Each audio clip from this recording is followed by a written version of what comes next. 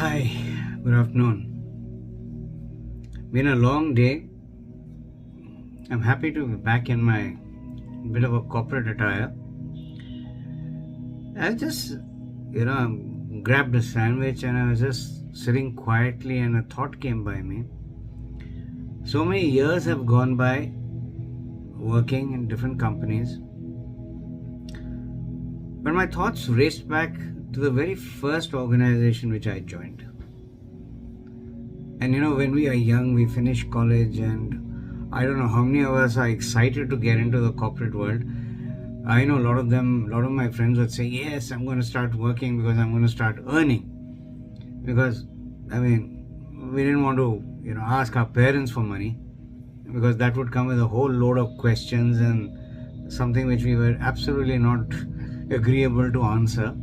So the only best way to do, at least my father said, listen, dude, you don't want me to ask questions, then you jolly well go and work for it yourself.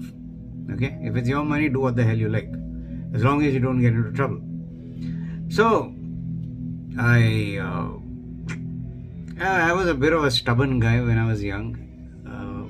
Would refuse to do anything until I didn't understand the logic.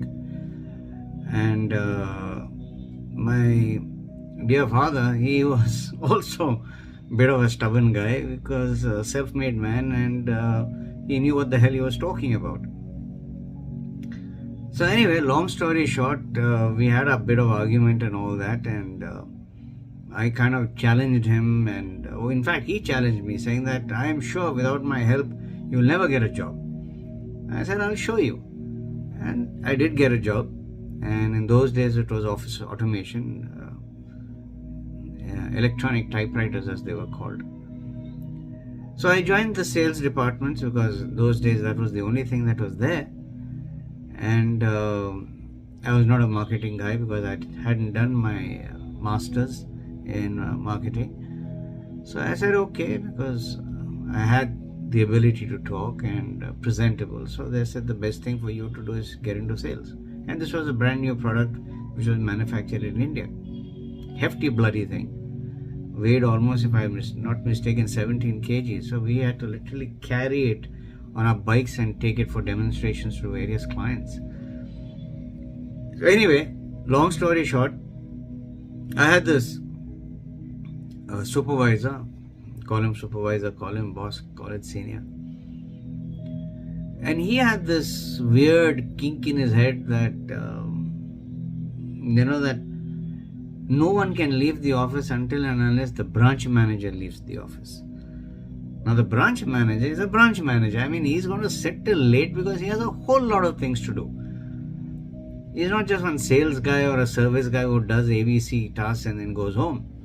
So he would sit till 8:30, 9:30, even 10 at times. Now this man would insist that we should sit. And we would be sitting, a colleague and myself, we were just the two of us in sales, and we would be sitting and just eating those wonderful aloo samosas, the potato samosas, and some chai in a piddly little cup. For how long? And then the thing got even worse, because after a year of working, I decided to study. So I took on evening classes to do my MBA. And I had to go every day. I had to report to class by 7:30. That's 1900 hours. And this man would refuse to let me go. He brought me to tears, literally tears. It started affecting my work. I had a backlog to catch up with in class. I had to beg and borrow people, their books, and write notes at night. It became very, very difficult. I started falling short in my performance as well, because everything was, getting just confounded. I was getting more angry. I was getting irritable. And my supervisor somehow I felt he was sadistic, and he took pleasure in harassing me, literally, to the degree that he would send me to way off places to, for an inquiry, or to pick up an order, or to even go and deliver it from the warehouse. And on a bike, doing almost 60 to 70, 80 kilometers one way is no joke. And irrespective of the weather, I had to go there, accomplish the task, and come back to the office, report, and only then was allowed to go. So it so happened that I started bunking. I started giving excuses, and I was really getting irritable. So my father noticed this and he called me and he said, "What's the matter with you?" So I said, "This is what's happening. I just don't like it. I hate it. Give my whole string of complaints. So then he said, "Bring your appointment letter." I said, "Okay." So I got my appointment letter, and those days it was not much, just 2 pages of whatever was written. So he said, "Read the appointment letter loudly."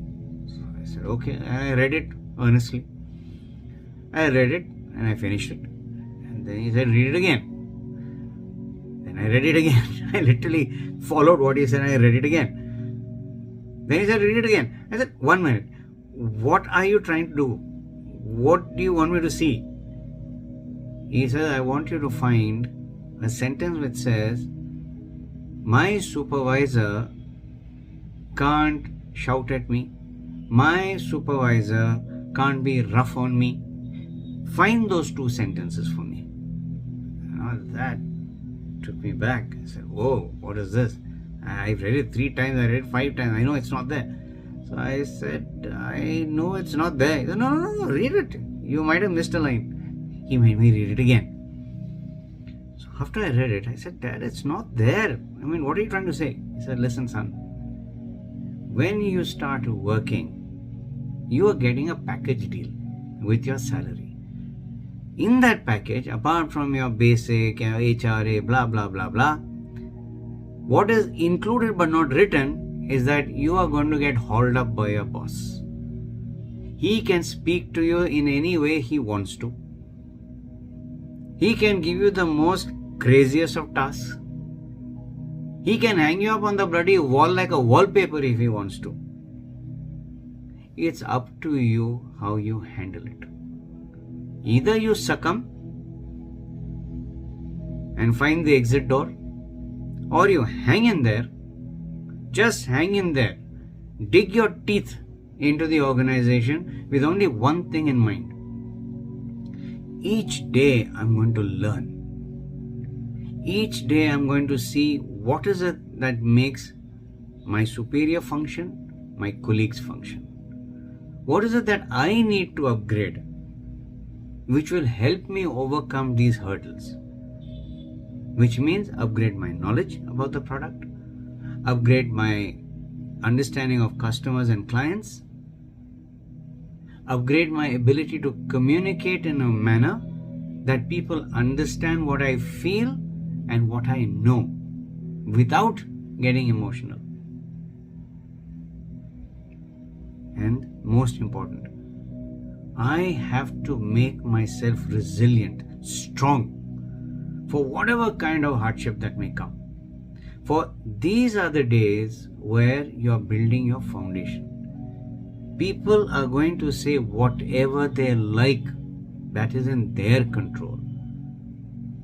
How I'm going to process it, how I'm going to evaluate it, and then how am I going to take out an output or bring out an output totally depends on me. It is my choice to go into depression or go into tantrums or get violent or whatever.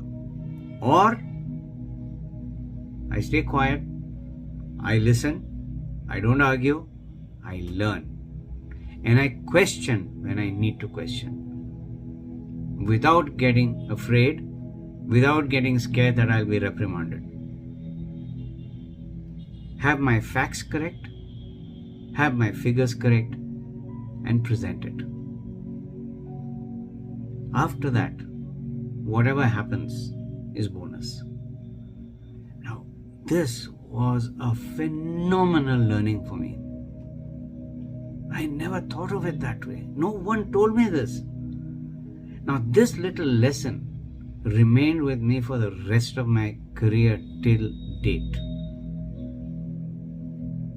No matter who the person is in front, man or woman or child, they will say what they want. It's up to us how we process it and then how do we proceed forward. It's worth thinking about it, dear friends. And believe you me, it will do wonders for you in your area of functioning, be it at home or at work. Think about it.